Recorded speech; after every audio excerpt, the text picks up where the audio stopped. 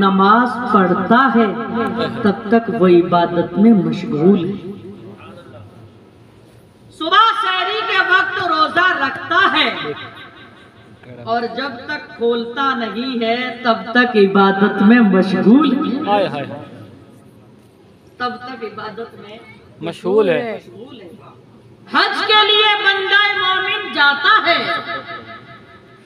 हज के अयाम में जहां जहां अरकान अदा करता है और हज के लिए हज अदा करने के लिए जब खड़ा होता है, जब तक उस इबादत में लगा हुआ है तब तक उसकी इबादत है। आ गया लोग हाजी हाजी जरूर बोलते हैं, लेकिन हज उसी वक्त हुआ जिस वक्त हज पड़ा।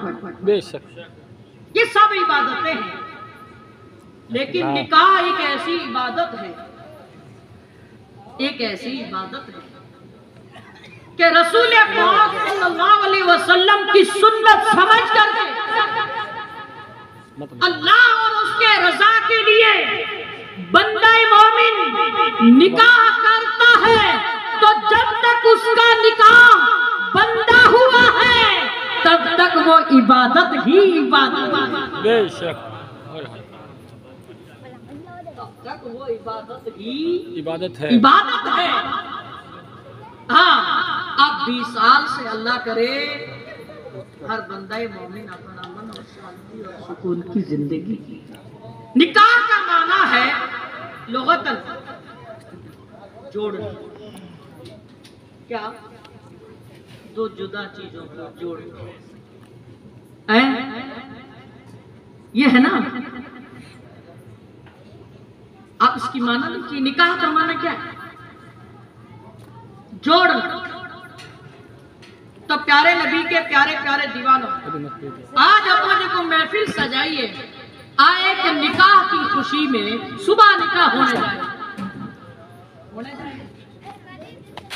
तो निकाह क्या पैगाम देता है कि ऐ निकाह में आने वाले लोगों, तुम ऐसी इबादत में आए हो जो इबादत जिंदगी भर चलनी चाहिए। ऐ निकाह की तकरीब में आने वालों, तुम ऐसी खुशी में आए हो कि निकाह का बंधन जब बंध जाएगा, अल्हम्दुलिल्लाह दुआ करते हैं अमन और शांति और सुकून के साथ रहे, और जब तक रहेगा वो इबादत ही इबादत। वाह वाह वाह, बहुत अच्छा। इसलिए आपको मालूम है शादी होती है तो सबको बुलाते हैं, बुलाते हैं कि नहीं? सबको बुलाते हैं। नहीं बुलावे तो नाराज हो जाओ, कहीं ऐसा नाराज हो जाए। और आजकल तो अपनों का ये सिस्टम मौलाना वसीम साहब कुछ अलग हो गया।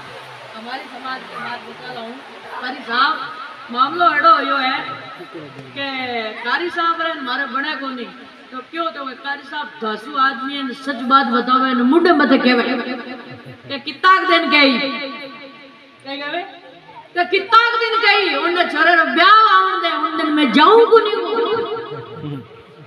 उन दिन मैं जाऊं को नहीं।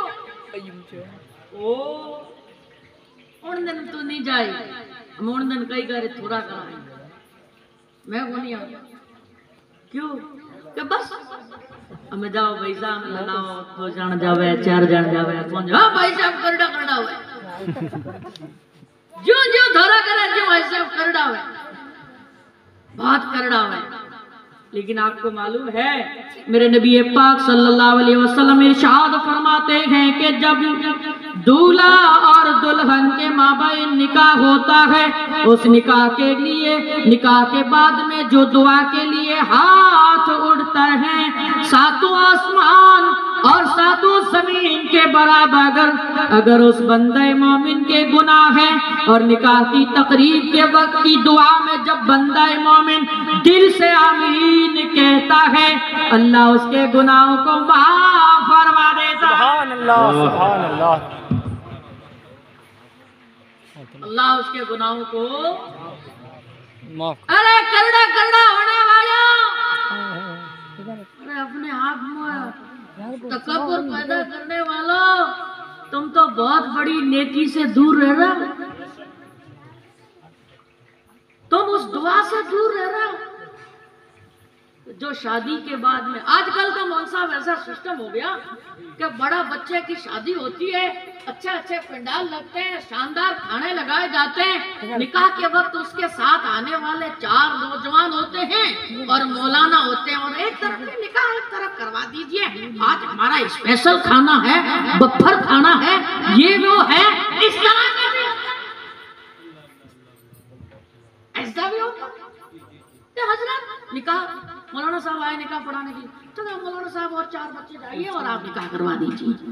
अरे जिस जाजी की खुशी में, जिस बच्चे की निकाह की खुशी में आपने इतना बड़ा खर्चा किया है, वो कोई नामूस के लिए नहीं, उस निकाह की तकरीब की खुशी में आपने किया है।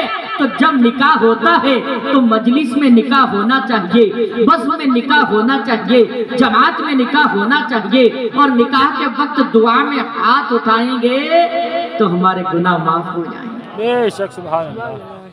उस निकाह की तकरीब के अंदर दुआ करनी चाहिए, मौला इन दूल्हा और दुल्हन दोनों के माबैन इत्तेफाक और इत्तेहाद की जिंदगी मौला तू नसीब बता। आमीन। और पाक परवरदिगार आला, ये जो निकाह हुई है इस तकरीब की खुशी में, इस मुस्तफा की पाक सुन्नत की खुशी में, दुनिया के अंदर जितनी भी इससे पहले मुस्तफा की सीरत पर जो निकाहें हुई हैं, जिनको औलाद नसीब नहीं हुई है, दिल से अगर उसमें दुआ कर दी जाए, अल्लाह उसे औलाद अता फरमाए। आमीन। लेकिन अपना मामला चेंज कर दिया, एक दूसरे का लड़ाई, एक दूसरे का झगड़ा, इतना खतरनाक, दिल को नहीं मिले, सगे भाई लेकिन नाराज, 2-2, 3-3। एक जगह कारी साहब में ऐसा गया, 5 साल से भाई 2 सगे नहीं मिले।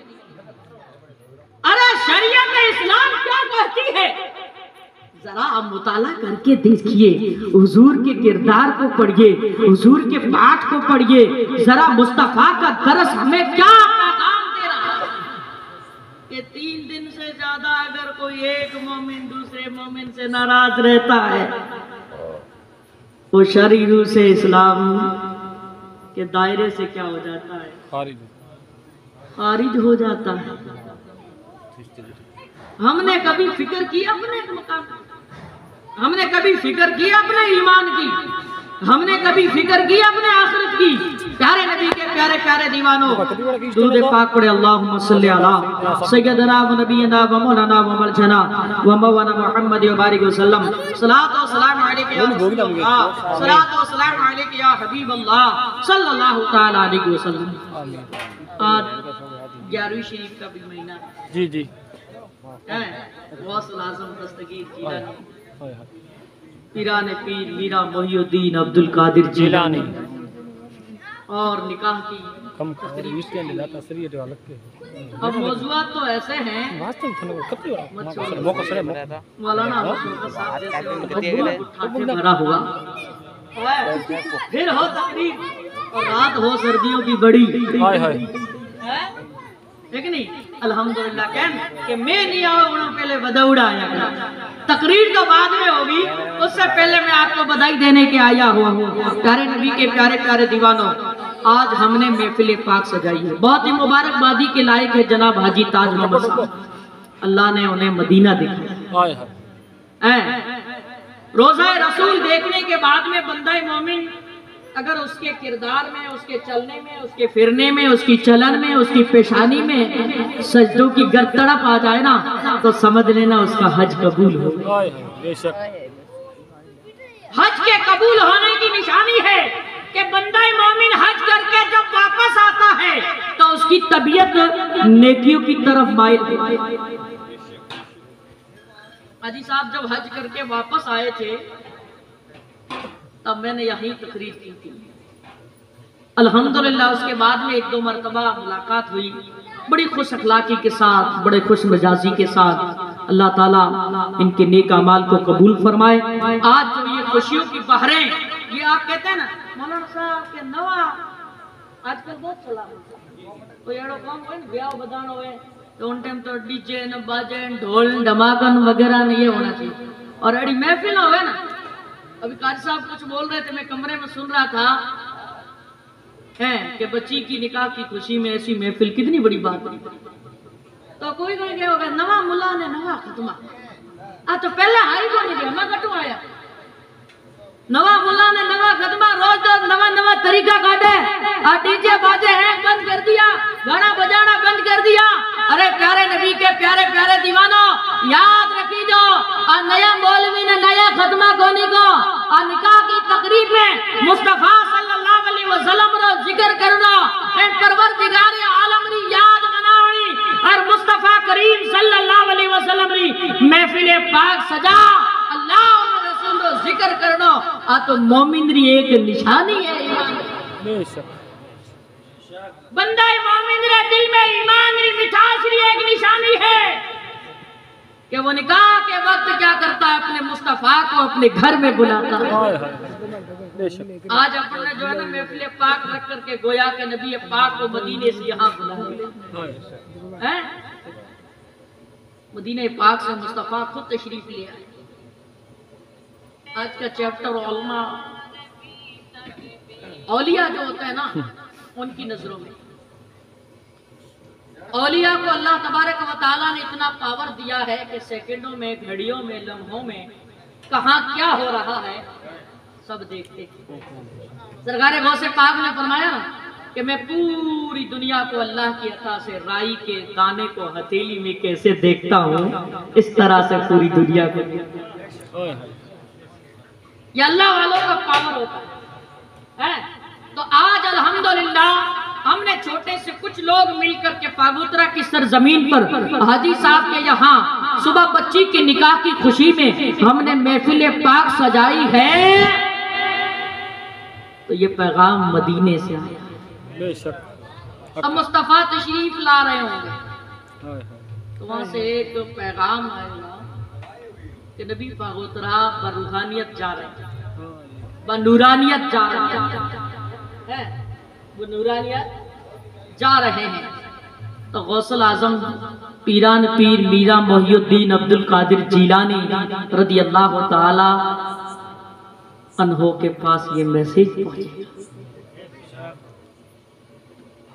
कहा कि नबी फला जगह जा प्लान होता है कि नहीं कोई मंत्री कोई संतरी आता है तो उसका प्लान होता है तो देखो मुस्तफा आ रहे होंगे तो बगदाद से मैसेज अजमेर की धरती पर आया सरकार गरीब नवाज की बारगाह में क्या आज हिंदुस्तान के अंदर महफिल पाक सजी है। किस जगह सजी है जो तो आज की रात में न जाने कितनी महफिलें सजी हुई होगी हैं लेकिन उन महफिलों में से आज पागोतरा की महफिल का भी नाम ये हमारा अकीदा है। अब सरकार गरीबी नवाज अपने जितने भी हिंद में हिंदुस्तान के राजा अताए रसूल है खाजाए खाजगार चेक करेंगे इधर तो शरीफ के खानदान के बुजुर्गों का आना जाना रहता है। पीर की जाल से मखदूम सरकार दादा अबन शाह का आना जाना रहता है। शुजा शरीफ की धरती से औलिया इकराम का आना जाना रहता है। आज गरीब नवाज अपनी मुकद्दस बारगाह से मैसेज फेंकेंगे महमूद औलिया जाओ तुम्हारे कदमों की जहां गर्दिशें हुआ करती थी उस धूल की बरकत की वजह से आज पागोतरा की सरजमीन पर महफिल मिलाद सजी है। नबी तशरीफ पीर की जाल से सरकार मखदूम दादा अबन शाह भी दौड़ते हुए आएंगे बारूहानियत। सुजा शरीफ की धरती से सरकार कुतुबे आलम शाह जीलानी भी आएंगे। गोया के हाजी ताज मोहम्मद ने अपने पोती की निकाह की खुशी के अंदर महफिल मुस्तफा रखवा करके नबी को भी बुला लिया है, अबू बकर को भी बुला लिया है, उमर को भी बुला लिया है, उस्मान को बुला लिया है, हजरत अली को बुला लिया है। चलते चलते हजरत जुबैर भी आ रहे हैं, हजरत तलहा भी आ रहे हैं, हजरत अबू हुरैरा भी आ रहे हैं, हजरत अब्दुल्ला बिन अब्बास भी आ रहे हैं। मेरे नबी तशरीफ ला रहे हैं, साहबा इकराम भी आ रहे हैं, ताबईन भी आ रहे हैं, तबा ताबईन भी आ रहे हैं। बगदाद से पीराने पीर भी आ रहे हैं, सरकार गरीब नवाज भी आ रहे हैं, कुल औलिया भी आ रहे हैं। कितनी बड़ी बात है। आयन महफिलों में हल्की फुल्की महफिलों मत समझी जाओ। अब जितने औलिया इकराम और इतने बुजुर्गान दीन और खुद मुस्तफा महफिल में तशरीफ ले आए और फिर दुआ करो मौला सुबह होने वाली निकाह जनाब दूल्हा मोहम्मद रफी और दुल्हन अफसाना बानो के माबैन मौला इत्तेफाक और इत्तेहाद अता फरमा। तो जिस स्टेज पे बरूहानियत बुजुर्गान दीन तशरीफ फरमा हो और फिर दुआ हो, तो क्या अल्लाह उस दुआ को कबूल नहीं फरमाए? बहुत अच्छे, वाह। क्या वो शादी खाना आबादी नहीं बनेगी? मौलाना शोकत साहब, मैं बालोतरा में रहता था, वहाँ एक हमारे हाजी, नाम तो नहीं बताऊंगा क्योंकि उलमा की जड़ पत्थर पर होती है, कहते हैं ना। तो हमारे दारुल के करीब एक हाजी साहब रहते थे, बहुत अच्छे खासे पैसों वाले। आज तो उनके हालात बड़े खतरनाक हैं।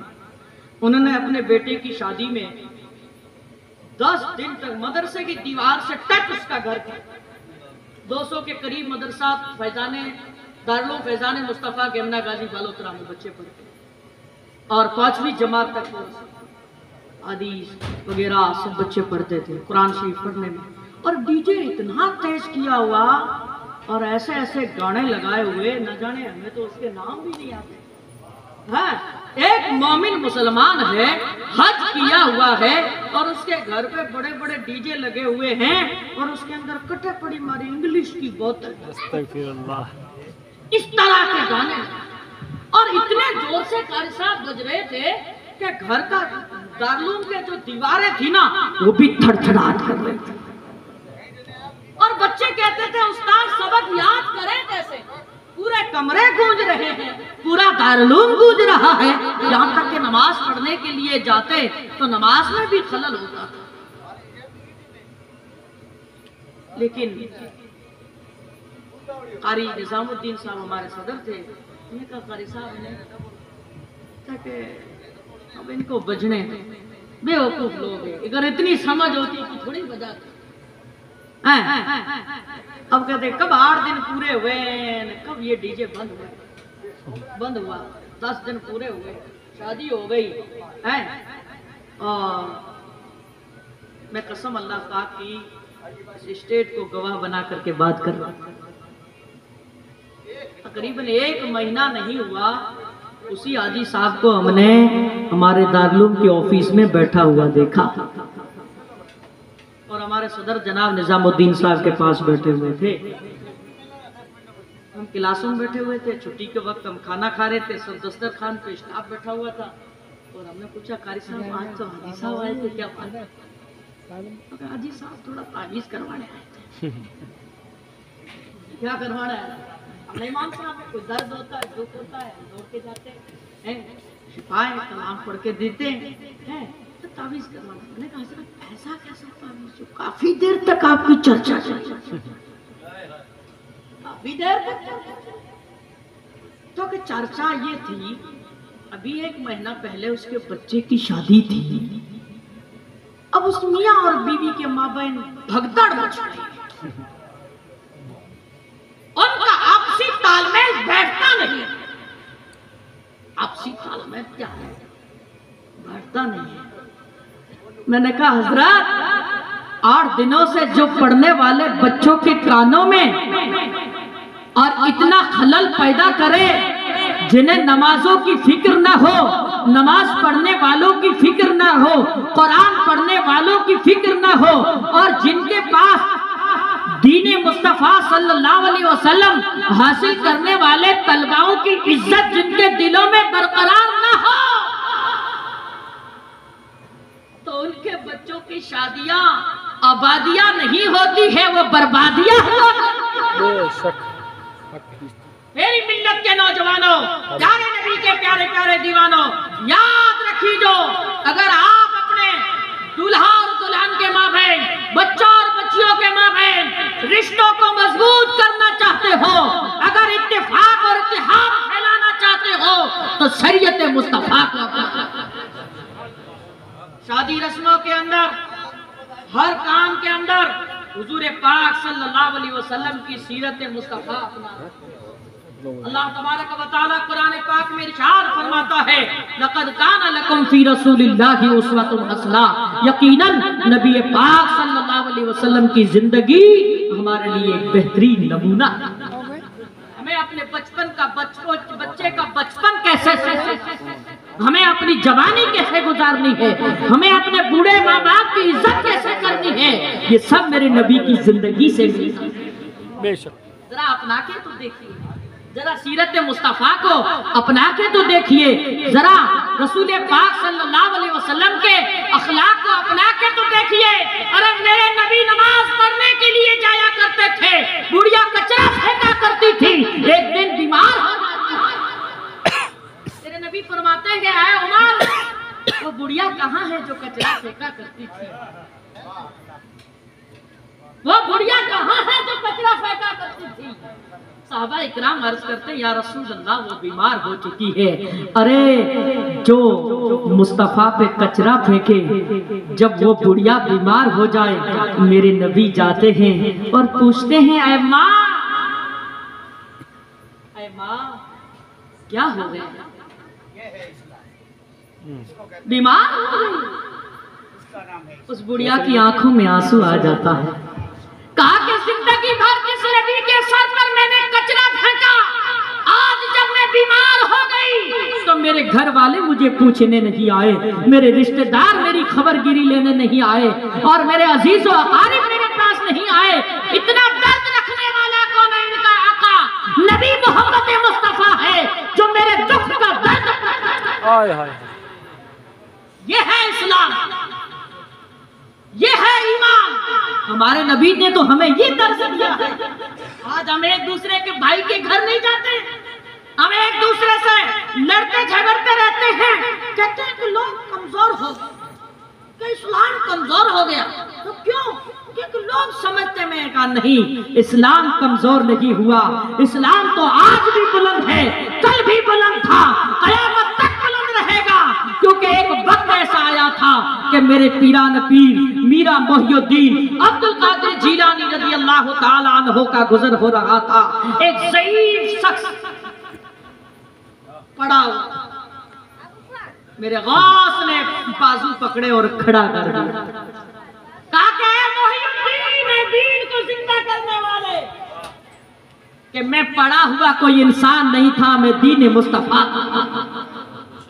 लोगों ने मुझ पर अमल करना छोड़ दिया तो आज मैं कमजोर और ज़ईफ हो गया था, लेकिन ऐ मोहिउद्दीन आज तूने मुझे जिंदा कर दिया है, कयामत तक मैं जिंदा था।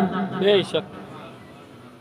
मेरी मिल्लत के नौजवानों, प्यारे नबी के प्यारे प्यारे दीवानों, हम पीरान पीर दस्तगीर जीलानी रज़ी अल्लाह ताला अन्हु से मोहब्बत करते हैं, हम बुजुर्गान दीन के गुलाम हैं, हम औलिया इज़ाम को चाहने वाले हैं, और हमारे दिलों के अंदर मुस्तफा की मोहब्बत है। ऐ नौजवानों, ये जिंदगी का चमड़ा बड़ा खूबसूरत है, और ये पेशानी बड़ी ताबनाक जो है, इस पेशानी को सजदे से आरास्ता कर,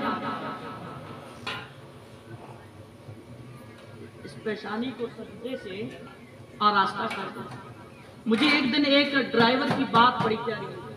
अरे साहब, बात करनी नहीं चाहिए, लेकिन कुछ ऐसी बातें होती है हजरत बड़ी प्यारी। हम एक दिन रमजान शरीफ के अंदर सुजा शरीफ का चंदा है, पीर साहब की गाड़ी का एक पुराना ड्राइवर है हिंदाल नाम करके, बासरा दाढ़ी वाला, बूढ़ा हो गया, अब तो एक नया ड्राइवर है, पीर सैयद बापू गुलाम हुसैन साहब की गाड़ी।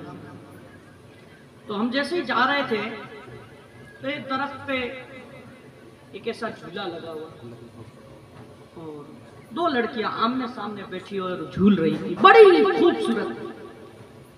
तब उस ड्राइवर ने बात कही,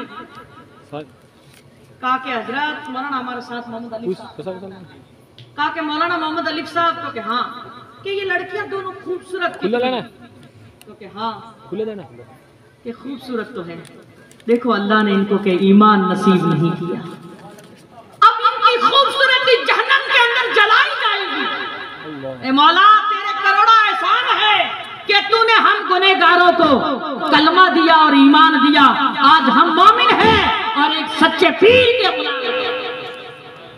तो ये मोमिन होना और ईमान वाला होना, ये अल्लाह का कितना बड़ा करम है कि हम मुस्तफा के गुलाम हैं और हम पढ़ते हैं ला इलाहा इल्लल्लाह मुहम्मद रसूलुल्लाह। ईमान वाली दौलत से हमारा रास्ता है, ये बहुत बड़ी दौलत है।